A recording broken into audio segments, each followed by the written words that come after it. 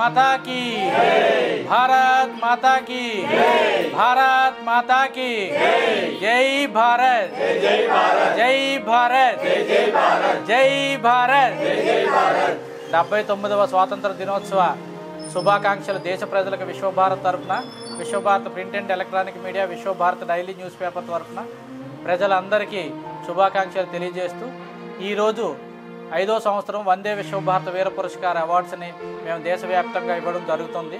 ఈ అవార్డ్స్లో పాలుపంచుకున్న ప్రతి ఒక్కరికి కూడా పేరు పేరున ధన్యవాదాలు.